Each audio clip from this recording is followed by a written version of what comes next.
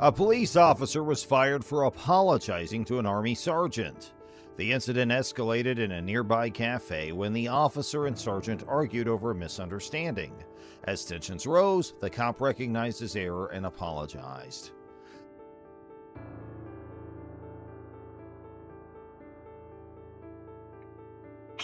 Hello. Hey. I don't know that. You know who that is? No. Who's your girlfriend or your baby mama? Lady right here. First of all, that's my wife, Marvin. Okay. Marvin. Okay. And who are y'all looking for? The apology was his downfall, as the cops cited a policy violation for expressing weakness. The officer's termination has divided the community, with some applauding his openness to accept mistakes and others arguing that the department must maintain discipline. The event illustrates the delicate balance between law enforcement responsibility and expectations. Investigate. Right there. 9 years, U.S. Army. Now, what's the problem? Okay. What's your first name? I don't have to identify myself to you, do I? Am I under investigation? You want to tell me what's going on? Can you Don't come knock the on my address? window. No, she can't come out there. Y'all need to tell me what's going on. This is my house. Don't. Copy. They're advising that this is not the right address. Hi, Ma'am, ma'am? Y'all violating my rights right now. Actually, we're not, dude. Yes, you are, because No, you're we're not not. telling me. No, Okay, that is. okay. I said it to you. Listen to me, dude. We're not violating your rights. You are. How? Because Which right? Which civil right are we violating? Why are you raising your We're voice? not violating Why is he raising anything, his voice? okay? Why is he raising So his voice? we are here on Are you a threatening welfare me? check. An urgent call from the local medical center about a poisoning incident disturbed the solemn atmosphere at the police department on May 10, 2020.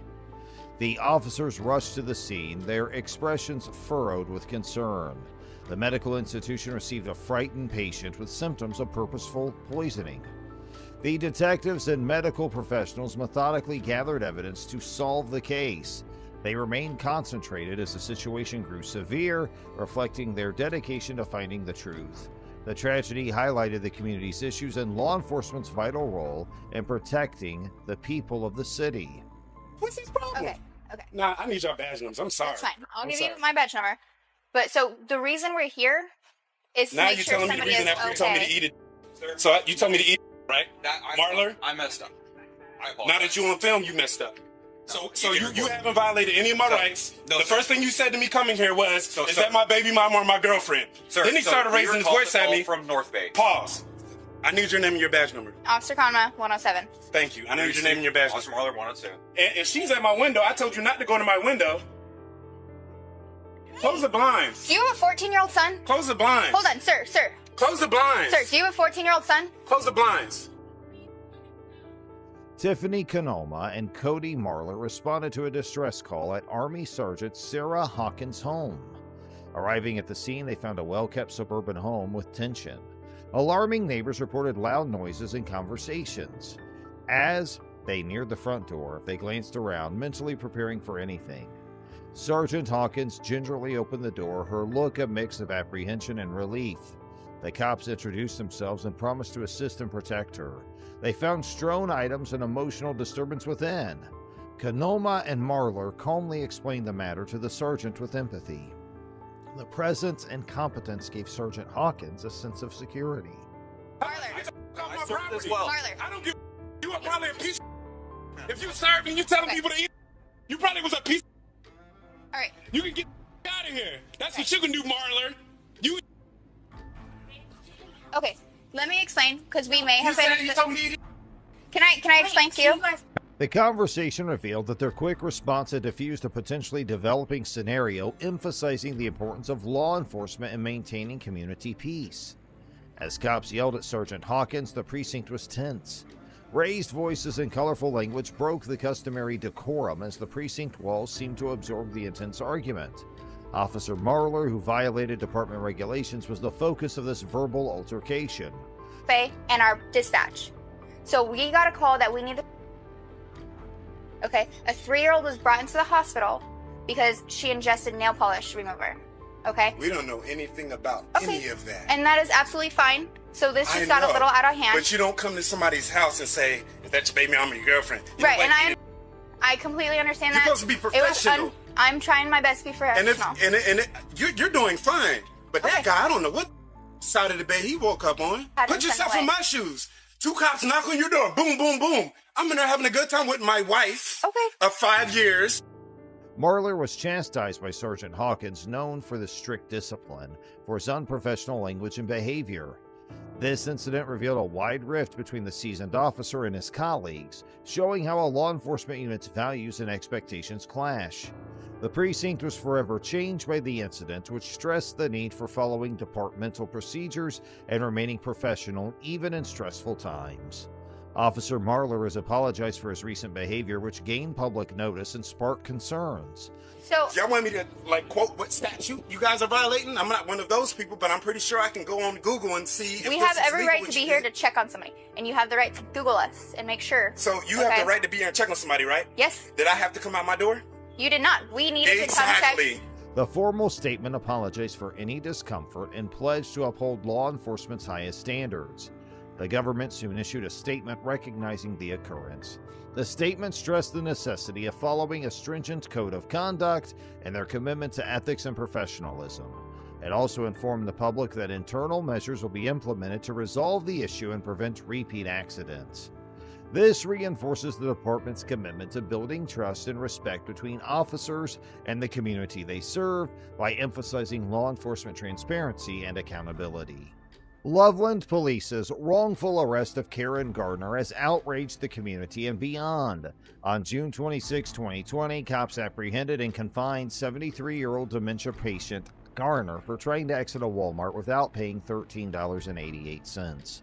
The officer's wrist lock and shoulder pressure caused Garner to dislocate her shoulder, break her arm, and other injuries. Later publication of body camera footage fueled public fury. The incident emphasizes the necessity for law enforcement mental health training and awareness. The Loveland Police Department was criticized for its response, prompting calls for accountability and reform.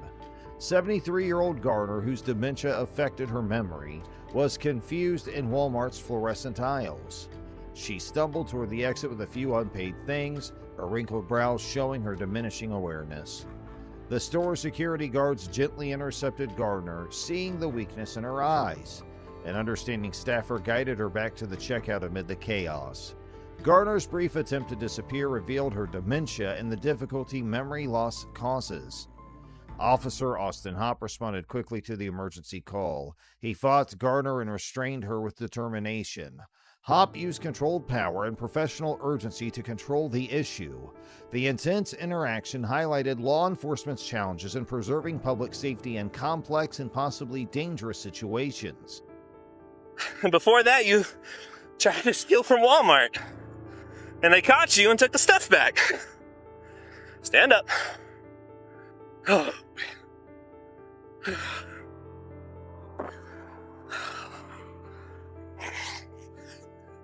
I'm not going.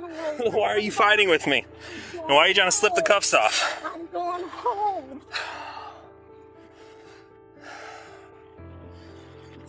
Stop. I'm going home. No, you're not. Are you finished? Are you finished? We don't play this game. You understand me? And if you try to kick me, oh, this is gonna be bad. I'm going home. Stop. I'm going home. Going home. Officer Daria Hilali arrived with nervous anticipation. As she approached, her stern face showed determination.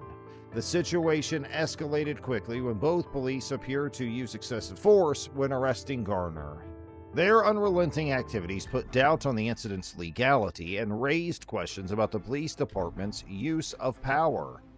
They watched in surprise, increasing their concern as the interaction developed, and the tragedy raised important questions regarding police training and responsibility, prompting a reevaluation of public safety practices. Get in the car.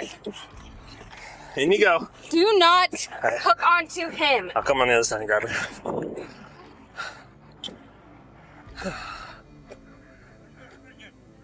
What's that? Where's your sergeant? Who's my sergeant? Yeah. Okay, well, first, I can tell you that. Sergeant Metzler. He's at the police department. You can go talk to him if you have an issue. Yeah, give me your car so I can put a report. Okay. I see you there, how you throw the little kid. Little kid? Well, I don't know. He's not if a little kid. And this is what happened. He was just walking, and I see you how you grab him. Stole from Walmart. Officers ignored mental health regulations when treating Gardner. Their unwillingness to recognize Gardner's condition violated vital policies protecting vulnerable people. A regretful and avoidable escalation occurred due to her mental illness being ignored. Law enforcement might have avoided this tragedy with better training and mental health knowledge, underscoring the need for better awareness and protocol when dealing with mentally ill people. After the disturbing occurrence, Loveland settled with Garner for $3 million. Whole situation, that's the thing. Yeah, you know, but it's like... But knowing the situation, do you feel differently now? Oh, yeah. But That's you know, it. like seeing it from there, that guy just walking. Yeah, I get You that. know? I get that. So when I went to go grab her and talk to her, she started running, leaving, pulling away from me, trying to fight me. Well, that's the thing. I didn't see it running, you know. Exactly. So before you go to a snap judgment, you gotta get all the facts. But right here, she wasn't running. I get that. I see her walking right Yeah. there. You pull All right. over. I gotta deal with this. You hang tight, okay? Get your feet in the car. The city's decision shows its commitment to restitution. The settlement honors Garner's experience and takes accountability and justice forward. This shows the power of fairness and transparency in difficult situations. The agreement stresses the city's commitment to healing and progress by making the neighborhood safer and more inclusive. ATF agent James Burke's arrest shocked law enforcement. The episode, which was quite intense, involved corruption and power abuse.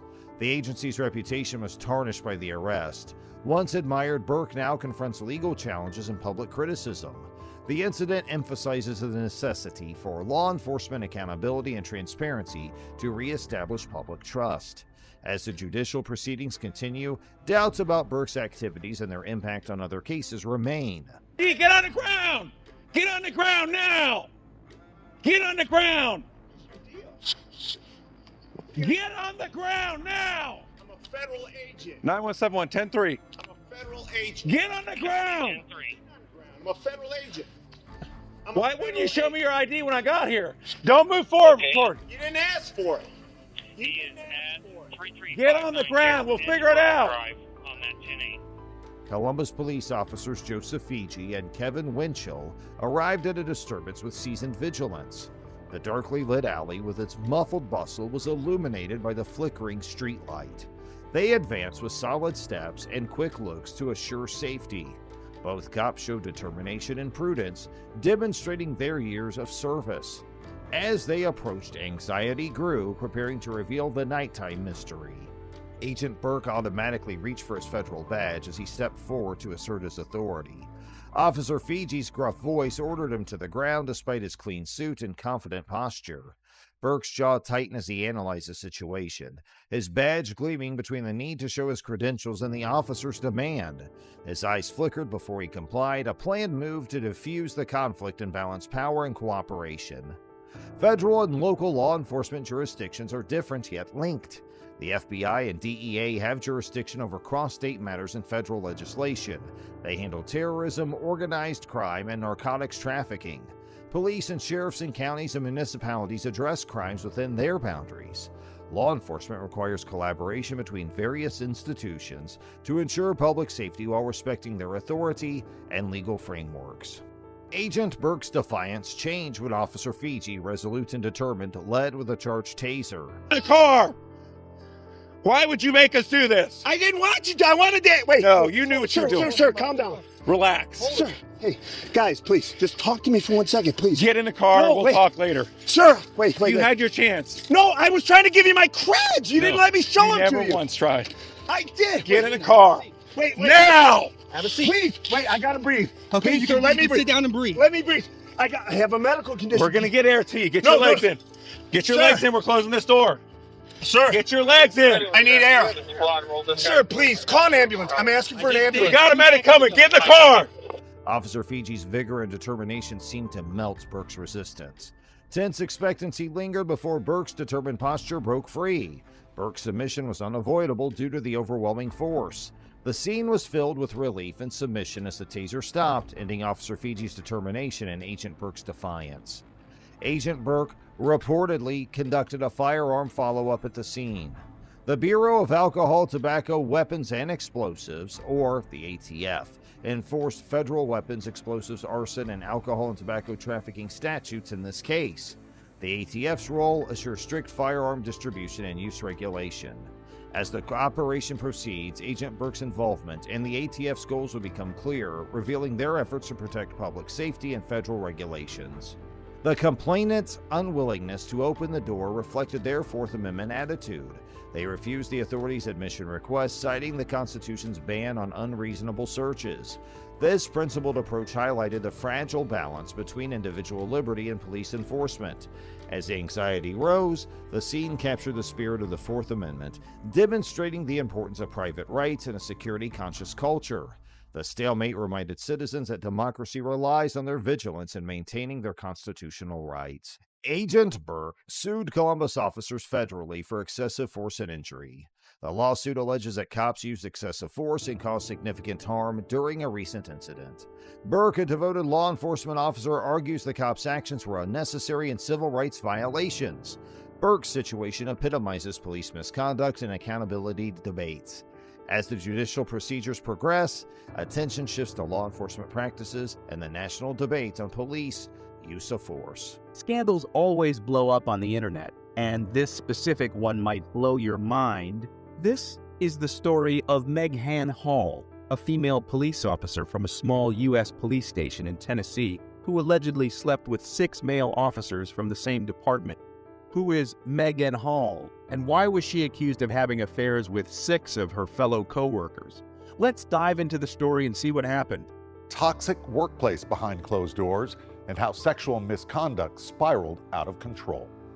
All of social media was baffled when the news of a female police officer from a small police station in La Vergne, Tennessee, USA, came to the forefront. She was accused of having an affair with her co-worker. Not 1 or 2, but 6 co-workers. How did the news come out? Who ratted her out? Hall's deed was all over the internet, and she literally became a small celebrity overnight. However, not for good reasons. Megan, who had always wanted to become an actress from her childhood, unfortunately ended up being a police officer, and that's how her world started to fall apart. Megan met Jedediah Hall and fell in love with him. He was the son of a local pastor. The two got married in the year 2018. As her acting career was a long-lost dream, she decided to join the La Vergne Police Department in Tennessee, and her husband, Jed, became a park ranger. Both of them seemed to be having a good time and were a perfect couple that everyone envied. There were many pictures of them sharing smiles and being deeply in love with one another. But remember how the saying goes, appearances are deceptive. However, Megan later revealed that she and her husband, Jed, were having some serious issues in their marriage. These marital issues were exactly what paved the way for the events that followed. As Megan was not satisfied with her marriage, she decided to do things the way she liked and have some fun on the way. However, her road to fun led her to get involved in some seriously questionable acts. Megan and her co-workers engaged in some spicy sessions within the confines of the police department, and these included patrol officers Juan Lugo Perez, Louis Powell, Detective Seneca Shields, and Sergeant Henry T. McGowan, who were all fired from their positions along with Megan. However, there were more officers involved, which included Patrick Magliacco, Larry Holliday, and Gavin Showborough, who got suspended after the investigation. It didn't take much time for the whole world to know about the ordeal. Not only was Megan accused of wild sexual misconduct, but also having steamy romps with the 6 male officers, which included illicit on-duty liaison. On December 122, 2022, the police department received a shocking complaint. Thanks to a whistleblower, the mayor Jason Cole had found out that there were some serious things going on in his town's police department.